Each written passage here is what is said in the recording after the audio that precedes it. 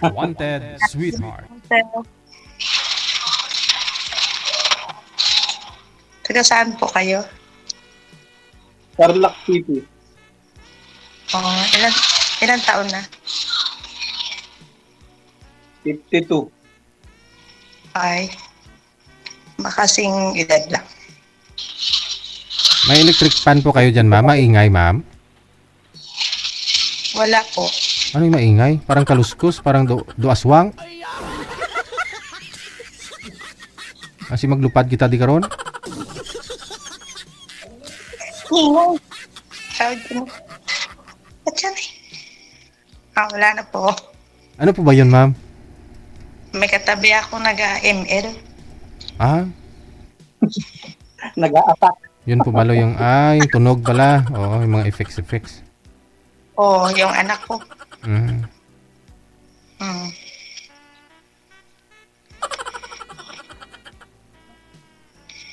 Ilan anak mo, ma'am? 2.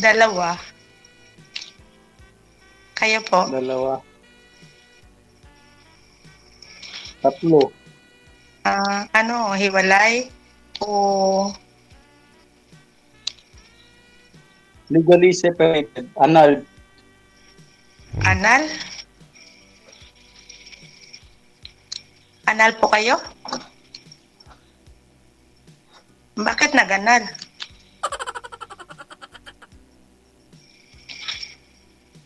Ginusto niya, ma'am. Hindi ako may gusto. Oh. Ilan anak mo? Lahat ng mga sumasali dito, halos karamihan ng mga taga-Tarlac, anal sa asawa eh. May, di ba, kung nga, paano nag-grant, paano ho na kayo na anal, sir, ni misis mo? Share mo sa mga viewers natin. Kasi maraming gusto rin magpa-anal, sir eh. Yes, sir, actually, sabi nga nila, mahirap raw magpanal, pero hindi totoo yun. Ano nangyari sa inyo? Basta may pera ka. Basta may pera, siguro, sir, Mm-hmm. kayang-kayang gawa ng abogado yan. Oh, magkano inabot, sir? Hindi man ako, sir. Hindi ko man nga alam na anal ako dati. Hindi mo alam. Hindi, sir. Nagpirma po kayo. Bali, 2010 kami nag-iwalay. 2018 ko nalaman na anal na kami kasi naka-record sa PSA. Oh, ako kumuha ka ng marriage contract, wala ka ng pinakasalan o Null and void nakalagay. Kaya sinong nakapangalan dun sa ex-wife mo? Void na. Siya.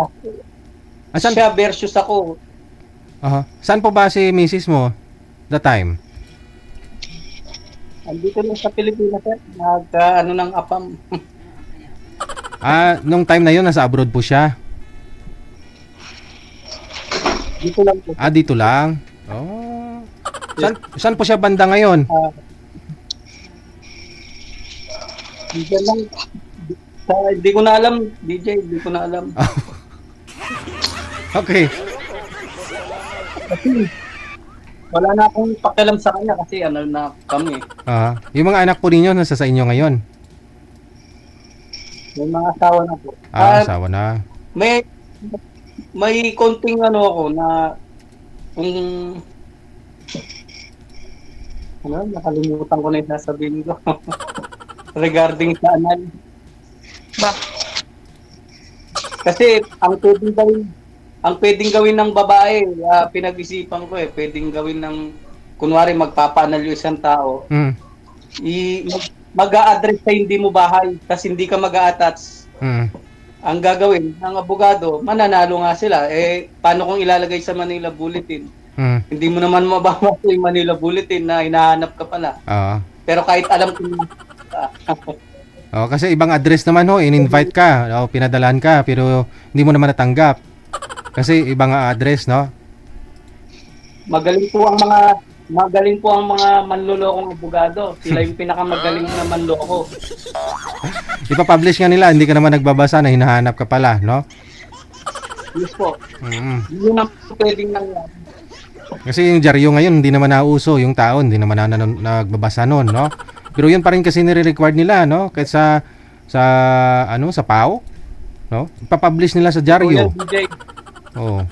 Tapos ang dyaryo, yung hindi mo nababasa, Inquirer, ganun, Manila Bulletin. Di wala na. After 2 weeks yata, no? After 2 weeks, nawala kang, di ka nagpakita, nagparamdam? A month? After a month? Ganun siguro DJ yung mangyayari. Pero inabot rin ng mahabang taon eh. Oo. Ayun. So, pwede ka pala pakasalan, ma'am, kasi annulled na hotel sa sir eh. Ay. Anytime. Magkasundo. Ilan ba anak mo? 3? Ano, lahat? Babae, lalaki? Babae, lalaki. May mga asawa na. Umaga pa nag-asawa. Wala na sa akin. Ikaw lang nag-iisa? Wala ka nang kasama? Na anak mo? Wala. Kapatid ko lang, kapitbahay ko. Ganun ba? O mga bata nila nag-asawa, 52 ka, yung anak mo, ilang taon na ba? Yung panganay ko ay 26. Sunod-sunod sila. Sa akin, Ilan yung bata pa. Ang panganay ko, 17. Yung bunso ko, 14. Pero lalaki. Mga barako. 17? Parang bantayin pa. Oo. Kasi nag-asawa ako may edad na. Ano pa, yung anak ko, bata pa.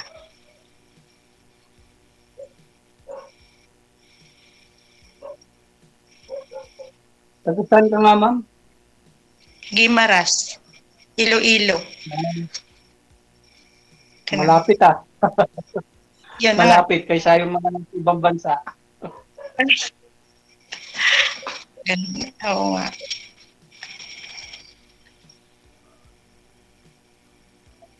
Ano yung tanong mo, ma'am? Parang wala naman kasi tanong na. Ano ba? Ikaw?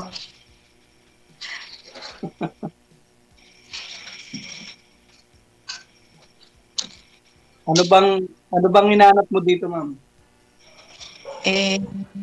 Kung may matino na kausap, Tuhan. Ganon. Kung wala, kasi ako hindi kausap yung gusto ko eh. Gusto ko yung natili na sa akin habang buhay. Asawa na. ganon. Na ang bilis naman, magkakilala muna bago, mag-plano ng ganon. Mag-asawa ka agad. Baka, hindi mo magustuhan or baka masama yung ugali or ano ba. Alam mo mabuti. Iba kasi yung mindset ko, ma'am eh. Sa akin, hindi ko malalaman yan kung hindi kami magsasama sa isang bubong. Ano ko na yan eh, parang through experience ko na. Ganun talaga. Kung hindi mo makasama sa bahay, hindi mo talaga makilala mabuti. Diyan mo makilala yung ugali niya kung makasama mo na. So, dapat mag-asawa muna kayo, no? Para makilala nyo yung pag-ugali. Magsama kayo. Yes, DJ. Kasi ako, tulad ko, pwede akong magbait-baitan. Ako, babae, pwede rin. Pwede ko sabihin na napakabait ko. Pero,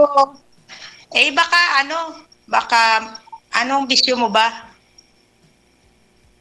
Dati madalas akong uminom dati. Pero, matagal naman na akong nag-stop kasi inisip ko, hindi mo naman matatalo yung alak. Ikaw ang matatalo. Sugal. Right? Sigarilyo, never. Sumintro po kayo sa camera, ma'am. Hindi po kayo nakikita. Kain. Ganun ba? Mabuti, walang bisyo. Baka chicks lang ang gusto mo. Sana, kung meron. Matagal-tagal na rin Ay, po sir, no? Matagal-tagal na rin na hiwalay kayo. Naka-girlfriend ka na. Meron sir, meron. Kaya Ah, lang, pinauwi ko. Bali, nagkasundo kami. Dun, mas kailangan siya ng anak niya. Kaya, mas gusto ko sana yung wala nang pananagutan sa anak. Para ako oo. na lang ang panagutan niya. Bali ho, bata pa yung anak niya. Okay. Kailangan Oo. pang alalayan. Oo.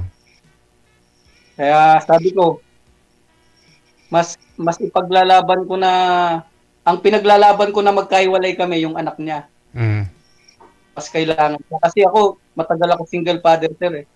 Mm. Single parent. Mm. Bunso mo ilang taon na nga ho ulit? May asawa na rin, no?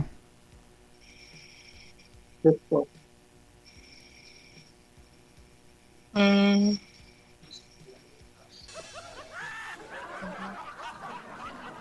Ay ako, siguro, hindi siguro pwede kasi maliit pa yung mga bata pa.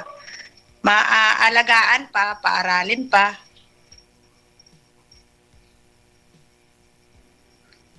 At saka siguro ang gusto mo mas bata-bata pa.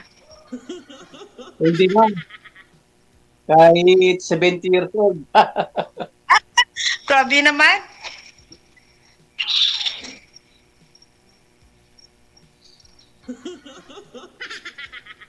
Kasi kasama na lang yung hinahanap ko eh. Hindi man na ano eh. Ano pa trabaho mo? Driver ma'am. Kaya lang, endo ako ngayon.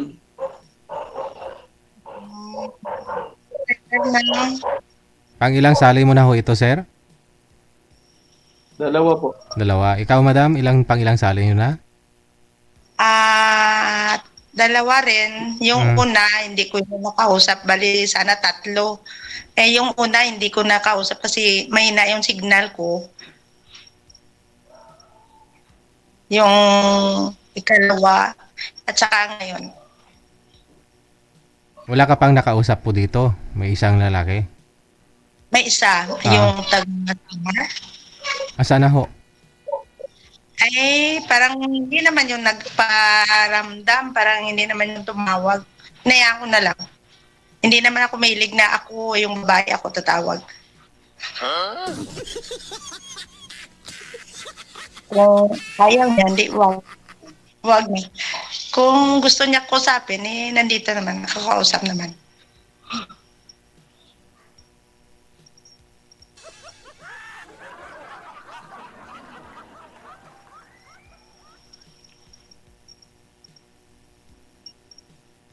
Ano na sir? Baka parang hindi ka na nagsalita.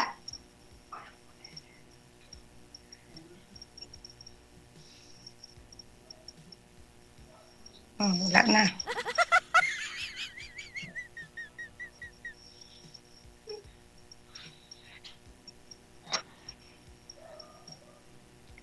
Ano na sir? Nagtinginan na lang tayo. Ano ba itatanong mo ma'am? Parang wala akong tatanong. Kasi, yun. Alayo mo kasi. Parang, saan niya yun? Isabela? Saan yun? Tarlac ma'am. Mas malayo yung mga nagtatawagan dito. Ibang bansa pa. Kung sa bagay. Tawag-tawag mo na. Usap-usap mo na. Kung magkasundo sa usap-usap, yun. Sin malayo, pwede mapuntahan.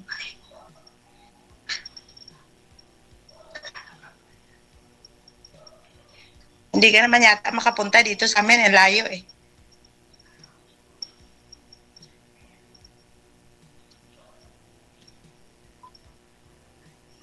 Ay, wala na. Hindi na siya, hindi na sumasagot.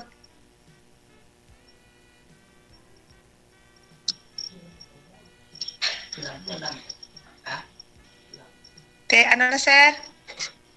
Tuloy pa yung usapan o hindi na? Yung una mo nakasali, ano ba? Hindi, taga saan ba?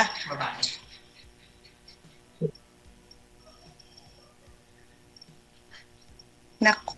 May na-signal. Nakalimutan ko naman. Oh. Hindi kayo nagkatuluyan? Nag-chat-chat lang din kami. Chat. O baka girlfriend mo pa yun? DJ, may na... May na-signal niya.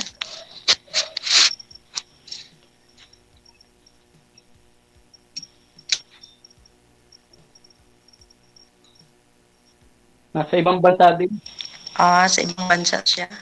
Di ba sa uwi niya, Nasa ikaw ba ibang yung bansa ano din. niya? Hihintayin. Nasa ibang bansa din. Oo. O nga, baka pag uwi niya, ikaw pa yung hihintayin niya. Basi magkita pa kayo. Wala naman. Wala. Bakit nawala na? Sabi mo nga, kahit malayo, bakit ayaw niya sa'yo? Hindi, Okay, ito na lang na. hindi na kami... Sir, kasi nga ho, ang gusto mo, wala nang pinapaaral, wala na hong dapat iniisip yung isang babaeng makakatuluyan mo, mapakasalan mo, no? Yun nga po yung dating naka-live-in po ninyo. Ngayon, ang tanong, pasado si Madam, hindi.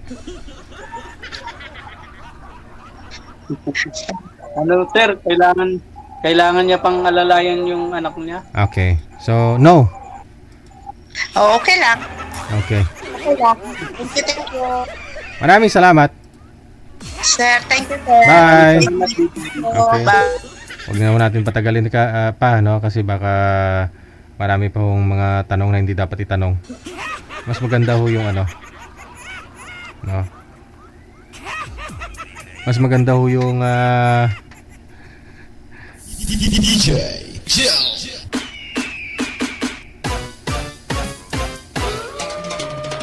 yung diretsahan na, no? Para di na humaba yung usapan.